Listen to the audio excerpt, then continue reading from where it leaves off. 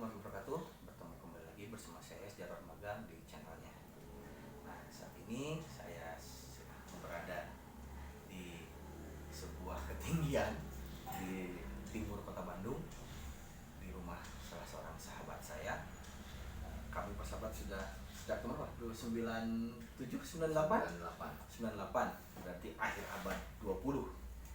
Dan kita adalah lulusan dari SMK Sekolah Menengah Kejuruan. Yang menariknya, kalau saya menjadi sejarawan, karena saya belajar sejarah, nah Bung Agung ini sahabat saya, dia konsisten di jalur yang benar. Dia sekarang menjadi konsultan teknik di berbagai proyek di kota Bandung.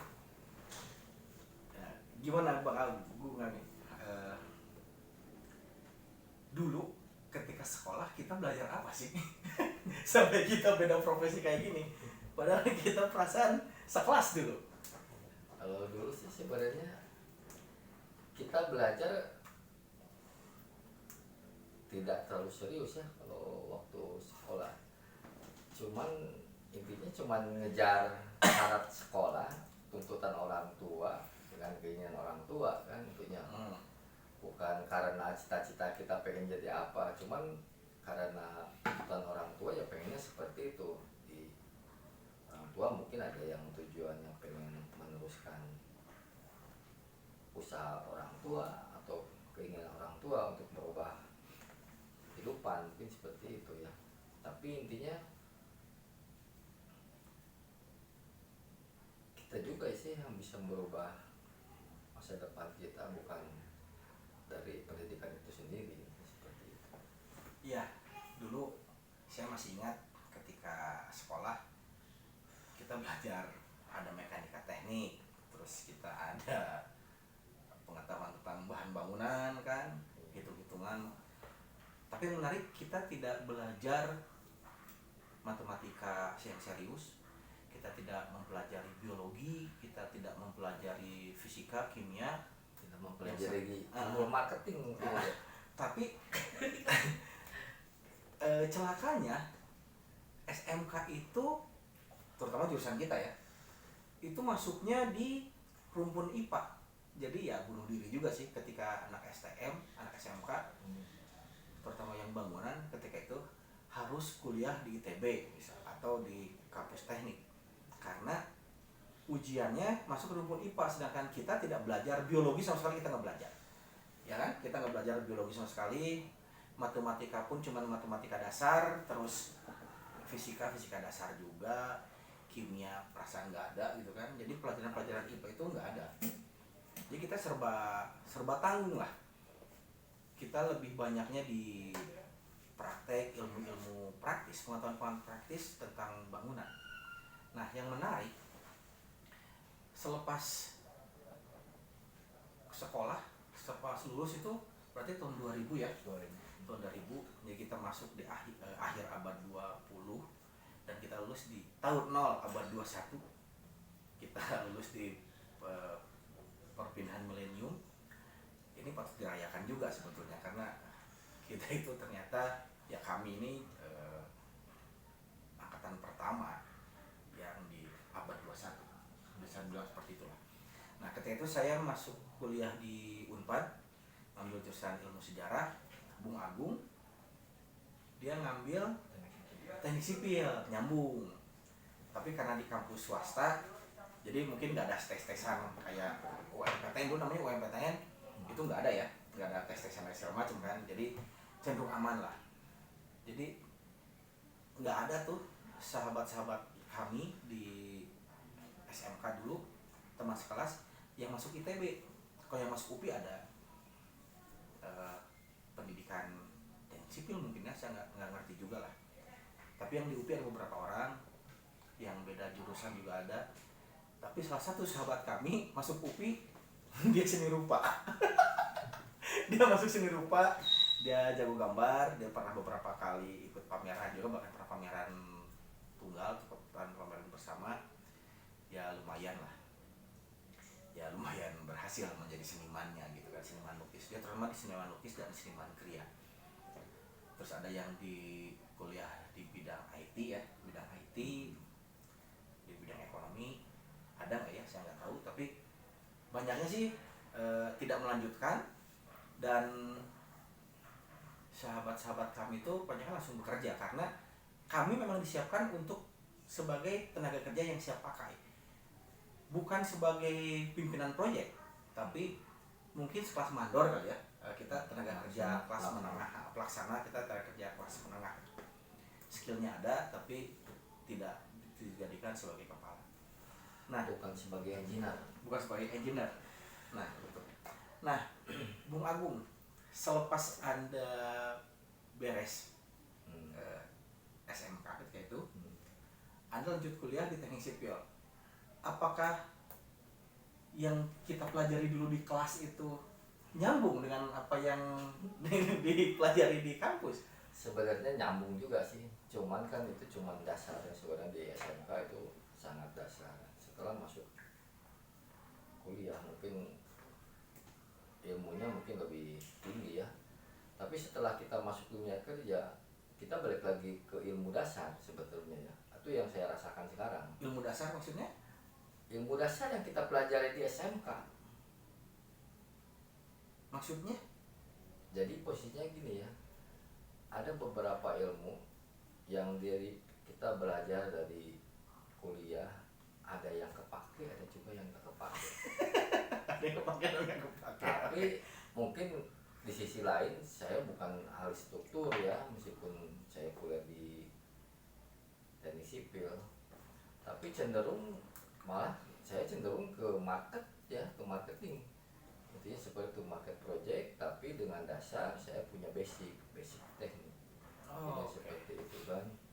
Jadi ada ilmu yang harusnya kita lebih ke profesional ya, itu saya jarang pakai. Mungkin kita lingkup kerja juga kita mungkin tidak terlalu, bukan proyek yang cukup besar ya, kita cukup masih pengusaha kecil lah namanya, konsultan kecil, jadi posisinya proyeknya belum terlalu gede.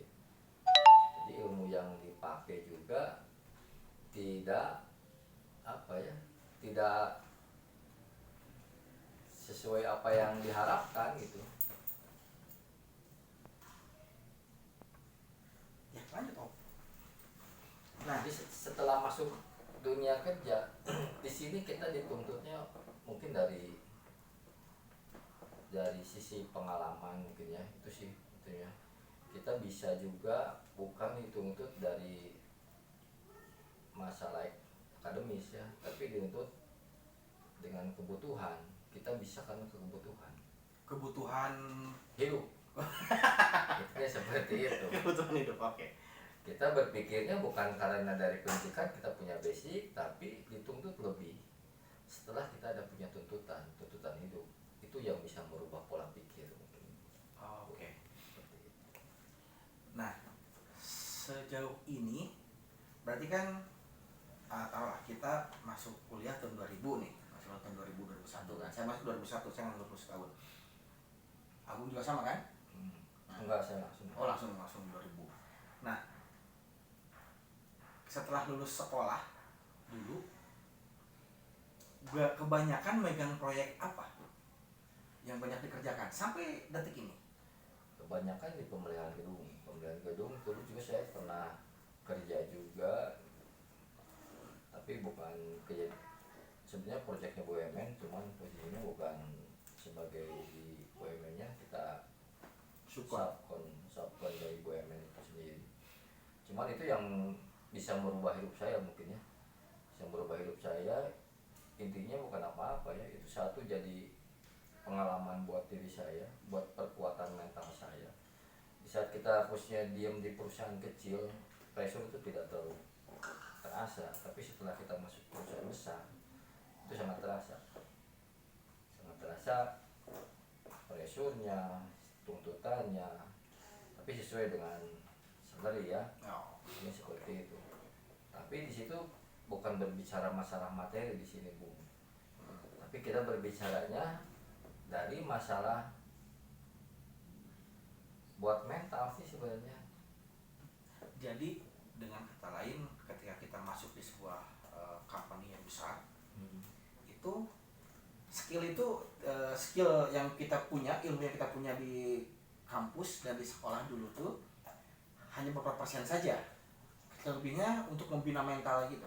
Iya, sebenarnya sih itu sih sebenarnya lebih ke psikologis ya, bukan lebih ke sana. Sebenarnya kita lebih ke seorang engineer atau seorang perencana pelaksana ya, dituntutnya kan bukan dituntut dari masalah teknik aja, tapi kan kita harus bisa belajar secara apa, secara psikologis. Soalnya kita hubungan sama dengan sesama manusia ya, dengan pekerja, dengan vendor, dengan semua lingkungan project.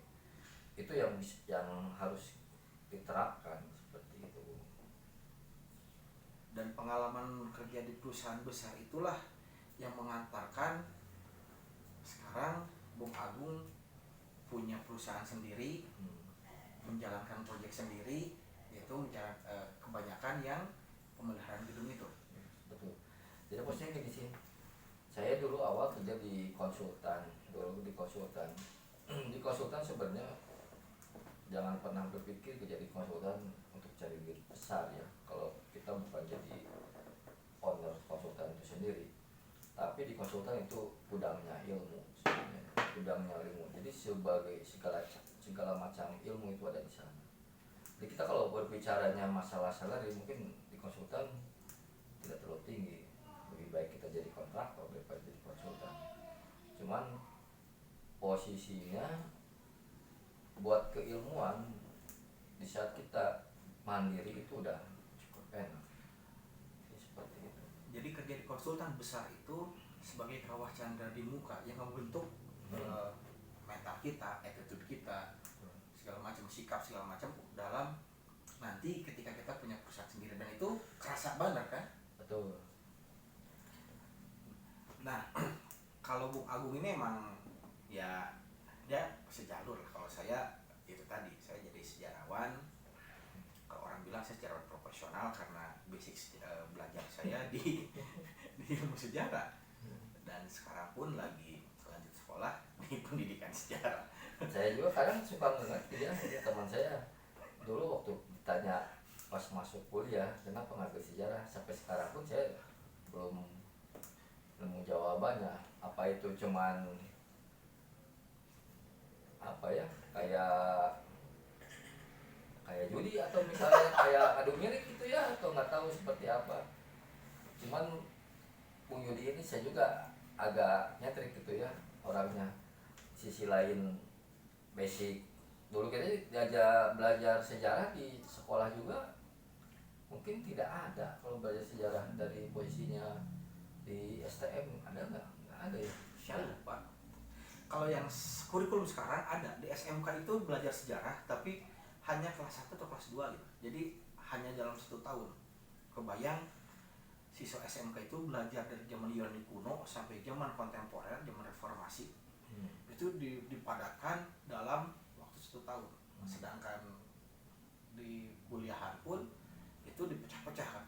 Ada zaman Yunani kuno, Romawi kuno, sebelumnya zaman prasejarah, terus zaman setelah itu zaman Renaissance, zaman penemuan-penemuan benua baru, terus itu dipengambang zaman Hindu Buddha kalau di sejarah lokalnya gitu. Nah saya pun nggak ngerti kenapa saya dulu saya dulu ngambil sejarah, tapi yang saya ingat, saya hanya ingin kuliah di negeri, nggak peduli dimanapun, yang penting di negeri. Tapi cukup tahu diri karena ya itu tadi, SMK itu masuknya rumpun IPA, dan kami tidak belajar sama sekali biologi. Pokoknya pelajaran IPA itu enggak kita nggak belajar, kita nggak tahu tuh biologi seperti apa. Sebenarnya kalau masuk SMK itu paling enak ya, kita bisa masuk ke jalur IPA itu sangat terbuka. Beda dengan jurusan di SMU ya, di SMA mungkinnya yang urusannya IPA ya harusnya IPA lagi gitu. IPA lagi kan. Iya. Kalau jurusan IPS ya paling ke ekonomi, ke hukum kayak gitu kan nggak bisa kita ngambil jurusan lain di bidang IPA. Soal kecuali kalau kita masuk ke swasta ya, ke swasta. Kalau di negeri kan itu sangat tidak mungkin. Tapi kalau masuk di SMK mungkin itu salah satu kelebihan. Nah, Kelebihan kita jadi posisinya kita bebas memilih meskipun di sisi lain sering berbenturan ya antara keinginan orang tua dengan keinginan kita sendiri. Betul. Jadi posisinya di sisi lain orang tua pengen kita masuk teknik, mungkin kalau dulu ada film Sidul, Sidul anak sekolahan. kan tukang insinyur, mungkin itu kebanggaan ya buat orang tua tukang insinyur. Wah, itu satu kebanggaan, anak saya insinyur nih, seperti itu. Tapi itu kan bisa jadi bukan dari keinginan kita sendiri, tapi tuntutan dari orang tua. Mungkin itu yang paling besar. Kita masuk sekolah, kita bukan dari lepas SMA, SMP mungkin ya, kita kan tidak tahu masa depan kita mau seperti apa dibentuknya. Itu yang ngebentuk secara langsung orang tua yang membentuk, bukan diri kita sendiri. Ya sih. Tapi setelah kita masuk ke dunia kerja, mungkin itu ada benarnya atau ada salahnya orang tua kita mengarahkan kita ke jalur yang mana, seperti itu. Menurut Bung Agung, pernahkah ada penyesalan pernah sekolah di SMK? Penyesalan pasti ada sih ya, penyesalan satu pasti ada. Satu mungkin dari pergaulan ya, pergaulan anak SMK mungkin terbatas, tidak seperti anak SMA ya, mungkin terbatas lah. Karena lingkungannya cuma begitu-begitu aja, tapi gimana kita cara bergaul aja sih, seperti itu ya Bung. Ya, Kita juga dulu waktu keluar sekolah bisa gaul dengan anak SMA kemanapun itu bebas kan, tidak harus anak SMA. Malah kebanyakan saya teman anak SMA semua. Ya, kerasa sih. Seperti itu. Jadi ada view yang bilang bahwa masa remaja itu masa SMA, masa yang penuh dengan cinta, bagaimana kita belajar menjadi masa remaja yang indah itu masa di SMA kan. Iya kan? Jadi ada yang banyak yang bilang kayak gini, di SMA itu masa-masa paling indah karena kita bisa mengalami jatuh cinta lah, kita bisa melihat banyak bergaul dengan perempuan yang sama-sama sedang masa-masanya Masa puber. punya ketertarikan dengan lawan jenis. Nah, di SMK itu sialnya enggak. Tapi yang saya yakin sampai saat ini adalah anak-anak SMK itu punya rasa solidaritas, punya jiwa persahabatan yang itu nggak usah diragukan lagi. Kami berteman sudah dari tahun 98, kita 22 tahun ya, 23 tahun itu bukan masa yang singkat. Kita masih tetap keep in touch. Orang tua Agung itu orang tua saya juga, orang tua saya orang tua Agung juga. Susah senang kita bersama dan itu masih kejaga. Mungkin anak SMA pun banyak yang seperti itu, tapi kalau anak STM itu rata-rata seperti itu. Bahkan yang saya heran, beberapa teman kami pun seperti itu gitu. Mungkin kita tidak kita di luar jalur main yang sama gitu kan, tapi mereka pun dengan circle-nya merasakan hal yang sama. Dan yang saya salut, teman-teman sekolah saya ternyata sekarang sudah bisa dibilang expert lah di bidangnya. Jika di Kota Bandung, teman-teman lihat banyak patung-patung kayak patung maung ya, patung harimau itu bukan singa, mau itu ternyata workshopnya itu dibikinnya itu di workshopnya salah satu teman sekelas kami. Ya ada bangga juga gitu kan, ya siapa yang nggak bangga lah, karena kami tahu dia gimana dulu ketika sekolah kan. Tapi ternyata selepas sekolah skillnya itu masih kepake. Ada yang kayak Agung ini yang di konsultan, beberapa di konsultan ada beberapa yang kerja juga di kontraktor besar ya, perusahaan besar ada juga, perusahaan konstruksi gitu. Ada yang mau usaha sendiri, itu banyak. Tapi itu tadi seperti Agung bilang, ketika kita lulus sekolah, kebutuhan itulah yang membuat kita akan melakukan apa, kita akan memilih jadi seperti apa. Kalau saya memilih menjadi sejarawan, Agung memilih sebagai konsultan, nah teman-teman kami, sahabat-sahabat kami yang lain, mereka memilih jalan hidupnya masing-masing. Dan salutnya mereka expert di bidangnya gitu. Walaupun tidak semua pernah kuliah gitu kan, tapi dengan skill yang mereka punya, mereka bisa menunjukkan gitu, bahwa anak SMK pun bisa bersaing dengan yang lain, bahkan dengan jebolan kuliah sekalipun kan, dengan sarjana teknik gitu. Karena ya itu tadi, kami punya pengalaman, kami punya skill walaupun tidak expert, tapi bekal itu yang dipakai. Seperti saya ketika di sejarah itu nggak ada hubungannya dengan konstruksi segala macam, tapi dengan belajar saya jadi tahu, oh ternyata perkembangan konstruksi, gaya-gaya konstruksi itu di Bandung terutama itu jelas. Penggunaan bahan, model-model arsitektur, interior, eksterior itu sangat ngaruh, dan perkembangannya itu bisa kelihatan dari sejarah itu. Oh, kalau model seperti ini umumnya di tahun segini gitu. Terus tahun 90-an seperti apa, 2000-an seperti apa, tahun 70-an seperti apa, sampai yang lebih tua lagi tuh saya bisa mengikutinya. Jadi mungkin beruntungnya saya punya dua basic, yang satu di teknik sipil ya, versi SMK-nya, dan dengan bidang sejarahnya, jadi saya bisa, oh ya ternyata seperti ini loh maksudnya, dan saya bisa menjelaskan pada orang-orang bahwa nggak ada yang salah dengan sekolah di SMK, dan sekolah SMA pun tidak menutup kemungkinan untuk berkuliah. Karena jujur, ketika dulu kita di sekolah selama 3 tahun itu tidak dirancang, tidak diarahkan untuk sebagai mahasiswa. Kita tidak dilatih, kita tidak diarahkan menjadi seorang pengusaha juga. Kuliah, pengusaha juga enggak kan? Kita dari jadi pekerja kelas menengah itu tadi. Repot kan gitu. Tapi ya itu tadi, dengan pengalaman, terus dengan kita bergaul dengan banyak orang, kita bisa membentuk, oh jalan hidup kita mau jadi seperti apa. Begitu kan? Nah, intinya mungkin balik lagi ke diri sendiri ya, jadi mau seperti apa masa depan kita rancang. Nah, bukan karena tuntutan apa-apa, tapi harus tentukan oleh diri sendiri. Seperti itu. Ada pesan Bung Agung untuk teman-teman, untuk adik-adik kita nih anak SMK yang kebingungan mau seperti apa nanti setelah lulus?